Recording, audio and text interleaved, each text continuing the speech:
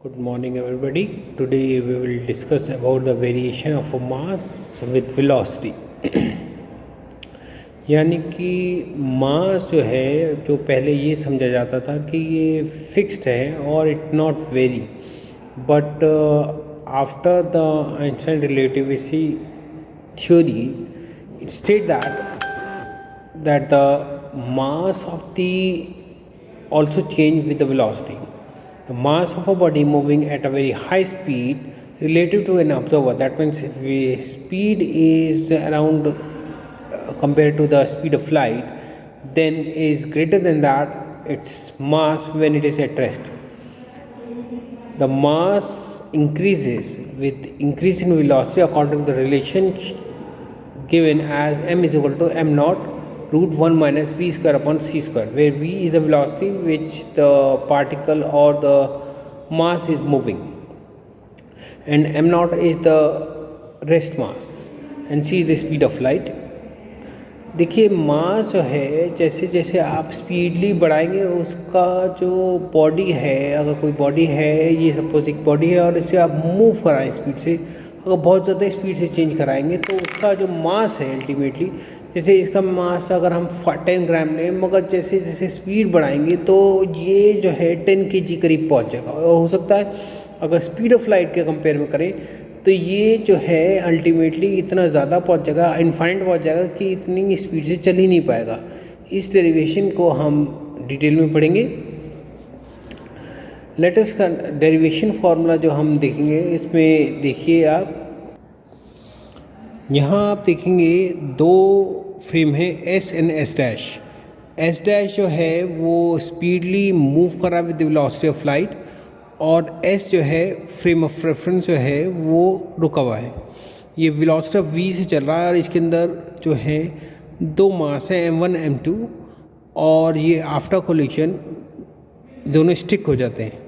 ये आपस में एक u डैश से चला और एक माइनस u डैश से, ये दोनों आपस में मूव करना है और अल्टीमेटली यहाँ पे स्टिक करेंगे। आप इस तरीके से समझ सकते, जैसे ये दो मास हैं और मैं फ्रेम ऑफ रेफरेंस में बैठा हूँ और मैं भी मूव कर रहा हूँ और मैंने इनको ये मिलाया और ये एक u वेलोसिटी एक माइनस u वेलोसिटी, ये आया और इसे टकराया, टकराने के बाद ये यहाँ रुक गए।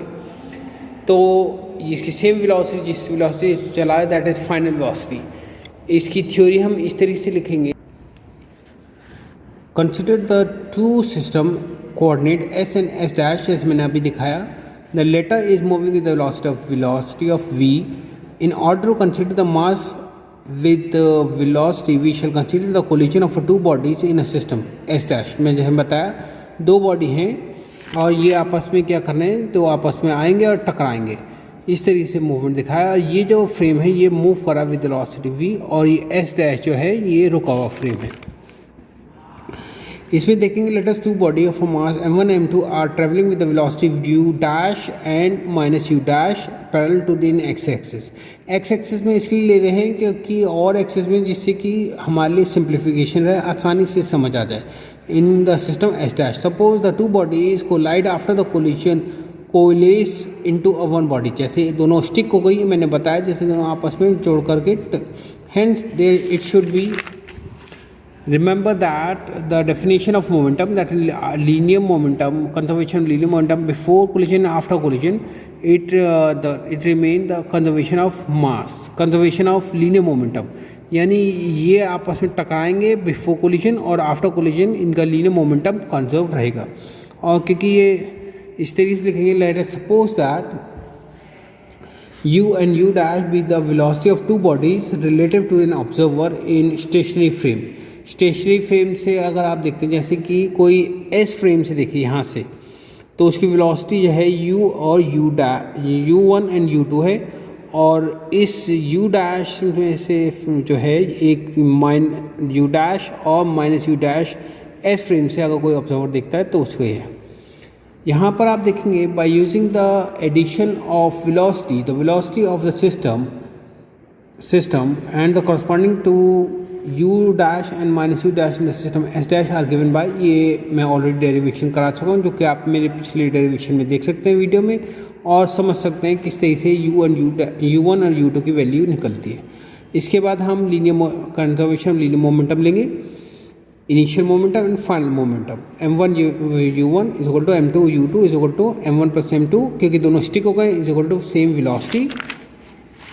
इसकी u1 और u2 की वैल्यू रखेंगे, ये आ गया। अब इससे मल्टीप्लाई करेंगे और यहाँ से हम इसे लेफ़्ट में ले जाएंगे with respect to is equal to, और इस टर्म को हम राइट में ले जाएंगे। इसके बाद हमारा यहाँ पर क्या आएगा,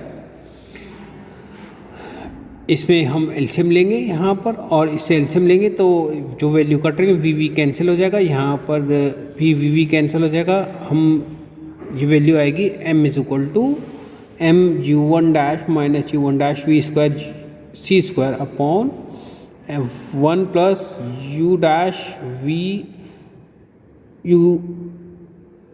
u dash v upon c square. आप देखेंगे नोमरेटर कट सकता है इसमें सिमिलरली में, तो हम इसमें काट देंगे और हमारा जो आएगा m1 upon m2 1 plus u dash v upon v square 1 minus u dash v c square आएगा। ये थर्ड इक्वेशन लिया। हम फर्स्ट इक्वेशन जो हमने अभी इक्वेशन ली थी इसको लेंगे, ये इसलिए ले लें इसकी वैल्यू और इसकी वैल्यू निकालनी हमने, तो हम पहले क्या करेंगे, स्क्वायर करेंगे। स्क्वायर करने के बाद 1 अपॉन सी से दोनों को डिवाइड करेंगे, 1 माइनस सेम वैल्यू रखेंगे। फिर यहाँ पर हमने क्या करा, इसका एलसीएम लिया, ये टर्म ऊपर चला गया। ये टर्म जो है ये क्या बना, a plus b whole square का फॉर्मूला, यहाँ पे भी a प्लस बी का होल स्क्वायर का फॉर्मूला, इसे इक्वलेंट करेंगे। ये टर्म आएंगे जो कैंसिल टर्म हो रहे हैं उन्हें कैंसिल कर देंगे। जैसे यहाँ पर आप देखेंगे जो टर्म्स वाला और ये टर्म कैंसिल हो जाएंगे और ये टर्म बचे। फिर हम इस वाले टर्म को इधर ले जाएंगे और इस वाले को पीछे ले जाएंगे। यहाँ ये टर्म्स आए, ये तो ऑलरेडी कैंसिल हो गए आपके, तो इन टर्म्स को अगर लेके इसके शिफ्ट करेंगे, तो अगर आप इसे कॉमन करके लेंगे तो इस टर्म को इधर करा और इसको इस तरह करा। फिर हमने कॉमन के लिया u dash square upon c square common लिया और ये टर्म इस तरीके से। ये जो टर्म है लेफ्ट नीचे, इसको हम डिनोमिनेटर में ले जाएंगे, इसके नोमिनेटर में ले जाएंगे, इसलिए रहें क्योंकि हमको इसकी वैल्यू रखनी है इन टर्म्स की। तो अल्टीमेटली हम ये आ जाएगा 1 plus u dash v upon c square, ये वैल्यू आई। ये स्क्वायर में था, स्क्वायर रूट लिया इसलिए हमने।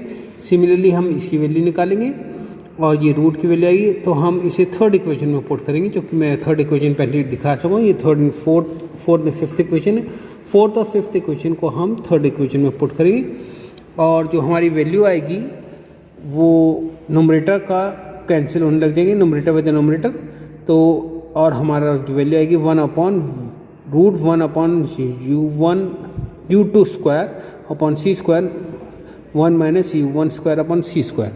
अब आप ये लेंगे कि जो इसमें से दो बॉडी थी, m2 जो है वो रुकी हुई बॉडी है। अगर m2 रुकी हुई है तो m2 जो है m0 ले लेंगे हम, और u जो वैल्यू वेलोसिटी थी उसकी u2 की वो 0 हो जाएगी। इस इक्वेशन में पुट करेंगे तो ये पिछला वाला टर्म अगर आप देखें यहाँ पर u2 जो है ये 0 हो जाएगा, तो 1 हमारा जो है 1 अपॉन रूट 1 माइनस u1 की हम v ले लेंगे वेलोसिटी, और m0 जो रुका हुआ है तो हमारा m जो है m1 जो है m के बराबर ले लेंगे। तो हमारे जो इक्वेशन बनेगा वो बनेगा m is equal to m0 root 1 minus v square c square. आज के लिए हम इतना ही पढ़ेंगे, और जिन्होंने मेरा चैनल सब्सक्राइब नहीं है वो सब्सक्राइब कर दें, जिससे कि नई वीडियो जो मैं अपलोड करूँ उन्हें एकदम फ़ौरन पता चल जाए। और ये वीडियोस उन सभी स्टूडेंट के लिए हैं जो कि फ़िज़िक्स समझना जिनके लिए टफ़ होता है, जिससे कि वो आसानी से वीडियो समझ सकें हिंदी में भी और इंग्लिश में। Thank you.